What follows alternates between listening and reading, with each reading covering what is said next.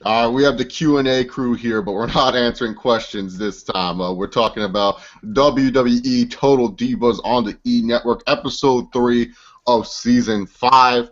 If you guys have any topics you want to talk about regarding the Divas, chat box or tweeting me at ChaseOver68. Oh shit, I had the thing on the background. I didn't realize that's a blooper right there. That's a blooper reel for all you people. But anyways, we have Aissa, Boss, and Weston, the Angry Mark here to talk about Total Divas, Season 5, Episode 3. What is up, guys? We're good. Funny ass episode, but I can't wait to talk about this. Yeah, this episode falls in the line of last week's episode. Nothing really happened, but dude, this episode was hilarious to watch. A lot of just crazy stuff. Let's get the Bellas out of the way, because the Bella, let's face it, when we talking about the Bellas are the main thing to talk about. So pretty much the whole thing was, like, they do this every season with the Bellas. Like, the writers always have to get this in there. Like, where Nikki and Brie, they have to realize that, oh, people have to pair us together and everything like that. And everything, if I don't look good, then Nikki doesn't look good. Or if I don't look good, then Brie doesn't look good. It's like they always do this every fucking season. It's been a long-running thing. So once again, Nikki gets a chance to be in a burger commercial. Brie Bella said what, Weston, about burgers? Oh, it's against her religion, which is just what? It's against Brie Bella's religion to eat fucking burgers. So pretty much the whole time it's just Nikki trying to figure out how can she move forward without Brie. Thankfully, there's John Felix Anthony Cena here. Cena pretty much being the guy that like always has the right information, because just like in WWE television, Total Divas television, he's written to be the guy that knows everything and kind of be the conscience, and he pretty much just tells Nikki, it's okay if Brie wants to do what she wants to do, just realize you'll be successful either way.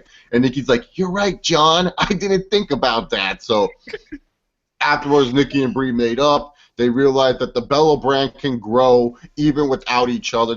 That's pretty much what they do every season. And my question is not really about the situation, but do you really feel like that the Bellas can succeed without each other? And also, why is it that we have to get this brought up every season, that the Bellas are one of the same person? Because I think both of them, whatever they're trying to do in their own, perspective, like fashion and beauty, I think Nikki can succeed in. The little gardening and stuff like that, I think Brie can succeed in on her own. But it's like, why is it that every time there's something that's being brought up, it has to be both of the Bellas? I get it that they're twins, but is it really that big of a deal? Can they do something else besides on their own? I just want to know, Weston, what about you? Do you think the Bellas can do something on their own if they wanted to? They kind of already are. Like whenever you say nobody ever tells like no one ever calls them the Bella Twins anymore. They either talk about Nikki or Brie Bella from now on. So in a way, they just kind of already have. So yeah, my answer is yes. I agree with that 100%. What about you, Aissa? Yeah, it's like, and like, to be honest, like, who's the popular twin? I guess they're both popular, but I would see more Nikki because she actually can do shit, and she's actually, I think she's kind of more prettier than Brie. That's just my opinion. And just, yeah, Nikki just has, like, just fits into that girl that's able to do, like, beauty and fashion, and Brie's the more outsider to, like, the more healthy and vegan and blah blah blah blah. So I think they can do, like, if we look at it now on the main roster, like, Brie is like fucking boring, and ever since her sister left, it's like doesn't feel right. But when Nikki was there, it's like all spotlight was on her. So yeah, so when they're separate, they can do a lot of things better than their own, because clearly they can't do things together because they have different viewpoints and stuff like that. Yeah, it's just like, I don't get why every season we have to get this, like, where it's like either like, oh, Brie feels like she's fat, so she needs to look good with Nikki because this is our brand, the Bella brand, Bella Twins. It's like, come on, guys. Like, are you guys that lazy, Total Diva writers? You guys can't find anything funny or interesting for Nikki and John to do, or for Brie and Brian to do? It's just like, seriously, like, they can't find anything interesting right now for their writers. When it comes down to the Bella Twins. But we got some interesting stuff other than the Bella Twins. What should we talk about first? The car ride with Amanda, Eva Marie trying to make grace with all the divas, or Nadia and TJ's party? Which one Let's should we talk talk about about first? Eva Marie before, because that natty shit was hilarious. Let's save that for last. Okay, so we had Amanda from Tough Enough. If you guys watched that dreadful Tough Enough season, there was this blonde girl named Amanda, and Paige pretty much just talked shit about her the whole season. No one really liked her. She tried to accuse the winner. What was the winner's name again? Who won Sarah Tough Lee. Enough? Sarah Sarah Lee. Lee? Yeah, she tried to accuse Sarah Lee for being a ring rat, like that she slept around with all the Mojo wrestlers. Yeah, Mojo Rawley, all them and stuff like that. So that was pretty much what Amanda was pretty much known for me. So now she's on the cast for Total Divas, and I can see why. I mean, she's really pretty. She's a really, really cute girl. I can see why E! Network was like, hey, we can get this girl on Total Divas. We want this girl. She's attractive and everything like that. But this set up because Eva Marie was trying to do what every season, once again, we get back to something that happens every season, where Eva Marie has to go out there and apologize to all the motherfucking divas, because Eva Marie can have a season where she doesn't fuck up on something. So Eva Marie always, every season, has to go, hey guys, I'm sorry for the way I acted. I hope you guys can forgive me. I'll read everything. And everyone forgives her because they're just like, fuck it, we don't give a fuck anymore. We know it's scripted, so forgive and forget. Even Paige forgave her, but one girl did not forgive her, and that was Foxy. And this concerns Amanda, because Amanda wanted to team up with Eva Marie. That was a storyline that they were going with, that Amanda wanted to align with Eva Marie. But it seemed like a very controversial thing to me, because while they were in the car, they were drinking out of red cups. And if you guys are of age, you should know what red cups stand for. Drinks. Alcoholic beverages. And they are drinking while driving in a car. How did they get away with this shit? I don't even know. Who was driving? If I was even driving that car and these girls were talking the shit they were talking, I would have told these motherfuckers to shut the fuck up, because they were being annoying. Foxy just goes off on Eva Marie, pretty much like at first really calm, really simple, and then all of a sudden Foxy just lets out the cannon and just freaking punches Eva Marie, ruthless. But these girls were drinking while in the car. That right there, like, concerns me. Who was driving? Was it some Total Divas producer who said, yeah, you guys can drink while in the car? No, that's not a good thing. Even when you're driving, you're not allowed to have some people drinking in the car. And I'm surprised they got this all on camera.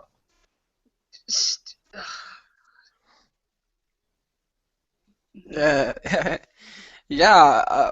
literally was just watching and I was getting annoyed myself while Alicia was yelling at Eva Marie. I was like, just shut up, you cunt, okay? No one cares about you anyway.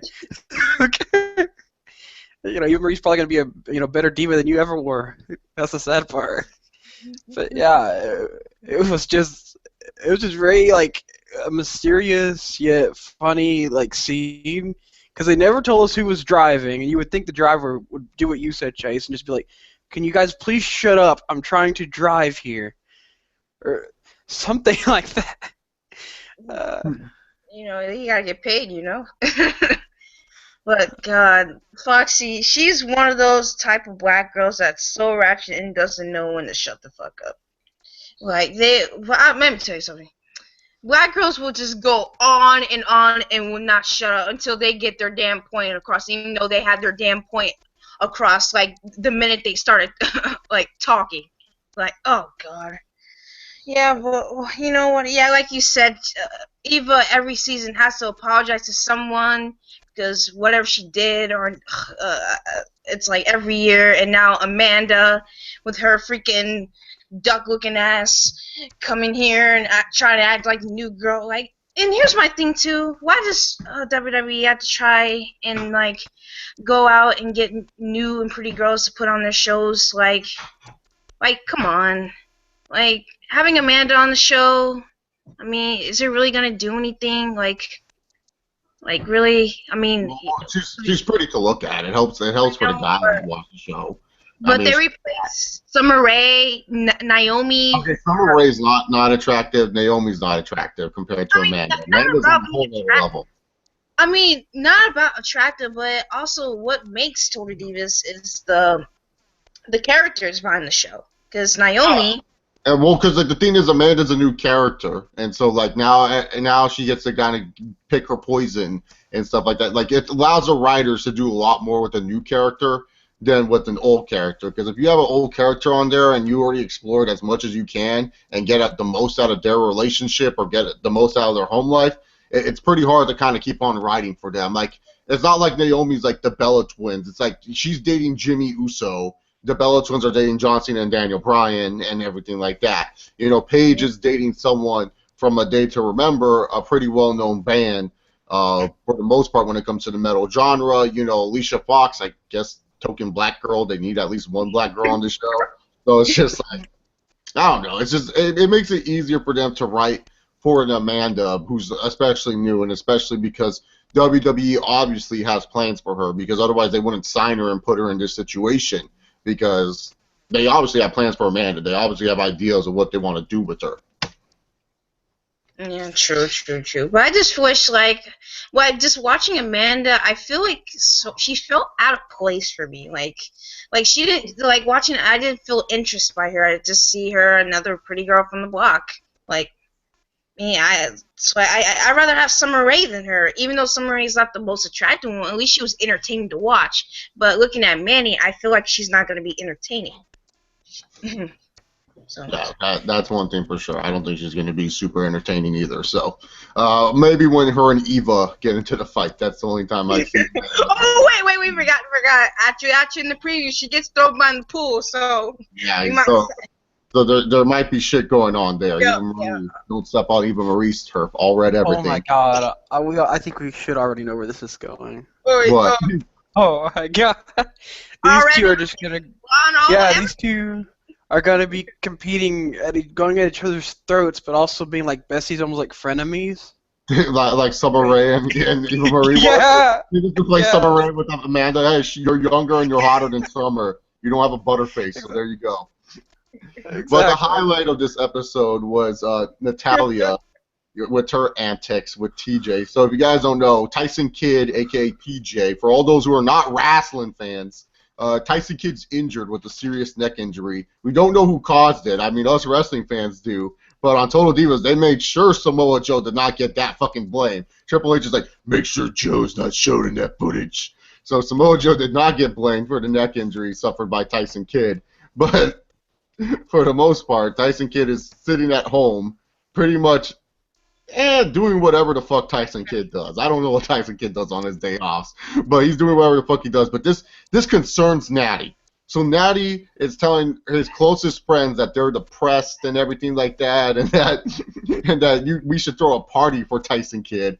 And pretty much there we go. Natalya throws a party for Tyson Kidd. She invites the likes of Cesaro, Big E, and R-Truth. But R-Truth would not come to the party because he knows Natty has cats. And I guess when R-Truth was, I don't know if this is written for R-Truth. I don't know if this is scripted or if this is real. It sounds like it's something real to me because I know people like this where if they got attacked by a certain animal when they were 7 or 8 years old, they don't let that go. But R-Truth said he won't come because when he was 7 to 8 years old, he got attacked by hundreds of cats. Like they were attacking him. He was just trying to feed them some type of food or something, and all these cats came and attacked R-Truth, and ever since then, he's been definitely afraid of cats. Now, like I said, I don't know if this is written because they know R-Truth's a funny guy and stuff like that. I don't know if this is like something Total Divas like, hey, this would be funny, R-Truth's afraid of cats. But I could believe that R-Truth may be afraid of cats. People have those weird animal fears that when they're like 7, 8 years old, it doesn't matter how tiny the animal is, they're just afraid of them. Like, for example, I'm afraid of bees, but I'm allergic to bees, so that's a whole different thing where if I get stung by a bee, I could die, depending on the poison and stuff like that. So, yeah, it's different for everyone. But I don't know. Do you guys feel it's scripted that R-Truth is afraid of cats? Of course not. It's not scripted. He's afraid of spiders and heights, so why wouldn't he not be afraid of cats? Okay, that was scripted too. That he was afraid of spiders. So. Yeah. But, I mean, yeah, some people have that fear of, like, my mom is not a big fan of animals, so I can, because she's, yeah, we're not going to go there. But, yeah, I have a fear of being near bugs. I can't stand bugs. And when I see it, I just run away and get my sister to kill them because I can't stand bugs. So I see what he's coming from, but, hey, him reacting to it, I mean, hey, do what you gotta do to make sure to stay away. So I don't blame R-Truth, but I think it's kind of real, you know. I see. It's hard to say because our truth is so entertaining that it wouldn't be hard for me to believe that the writers just said, okay, let's get this guy on the show for this episode just to make it more entertaining or something like that. Uh, but our truth did play it good. He played his part good, so maybe he is. But man, and his voice is just a bonus. Like whenever he's like, Natty, I told you, I don't want the cats out here. Yeah, so pretty much Natty was throwing his party. It was going disastrous in the first place because Natty's sister and mom were trying to cook chicken tenders. Jim Neidhart looked like he wanted to kill someone. Like Jim Neidhart, every time he's on camera, it looks like he just wants to kill someone. It just looks like he's angry all the time about something. But he was angry and all that stuff. Cesaro came, and then all of a sudden Tyson Kidd came home early from the surprise party, and so TJ and him were watching wrestling matches. Comes Big E. Big E and Natty's sister, remember, they had a date last season, so I guess they're I don't know what their hell they are. Then all of a sudden, our troop, Kofi Kingston's wife and his son come, and I gotta say, Kofi Kingston, props on you, man. You snagged yourself a beautiful woman. Oh my God, Kofi Kingston. That's a cute looking son. I know, dude. Kai or whatever it is. And speaking of Kai caused some trouble. So the party was going great in Natty's eyes. I mean, a bunch of dudes sitting around eating food, watching wrestling. I guess this is what wrestlers do on their own. It's pretty pathetic, if you ask me. They're just sitting around watching pro wrestling all day. But I mean, I'm a wrestling fan, but I have my limits of how much I can watch in a week, you know. So, but yeah, they're just sitting there watching wrestling, and Kofi Kingston's son Kai goes into the room where they're hiding all the cats, and you know, Natty is checking on them. Kofi's wife is there, and he's playing with the cats, and then all of a sudden a cat comes out, and our troop goes bananas. At one point, he's on the kitchen counter trying to avoid the cat. Then he jumps off the counter, he runs out the door, and then he thought this was necessary. He puts all the chairs in the house, ties them together to make sure the cats can't break out of the fucking doors.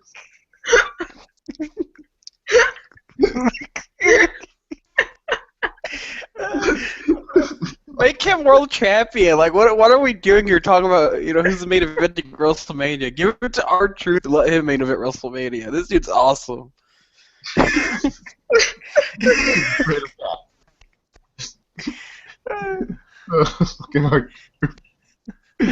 But then this leads to Nadia TJ talking, and TJ's like, why are you telling everyone that I was depressed? And then Natty's all upset. So then our troop, being the homie that he is, goes talk to Natty and say that like guys and girls are different, blah blah blah, just being the true homie, being the true MVP. And then Natty and TJ have a picnic and they settle their differences and everything's good in Natty and TJ land for at least for now. But honestly, this was the most funniest stuff of Total Divas. This was the most entertaining stuff of the week. I can understand where Natty's coming from, throwing a party, and I can understand TJ coming from. He doesn't want people to think that he's sad or depressed and that no one wants to hang out with him type of deal. But at the same time, if I'm TJ, I would have at least been a little bit more appreciated that my wife went out of this way to throw the party. But I can understand where, you know, guys are just like, oh, no, dude, what the fuck are you doing this and shit like that.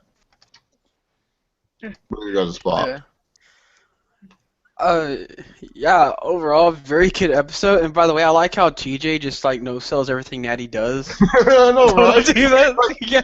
He must be like in hot water with the Total Divas production because they always try to find fucked up shit for him and Natty to do. Because like, think about it, this guy no sells everything. Like he knows it's scripted. He's just like, fuck this shit, dude. I don't give a fuck. It's an extra paycheck in my bank account.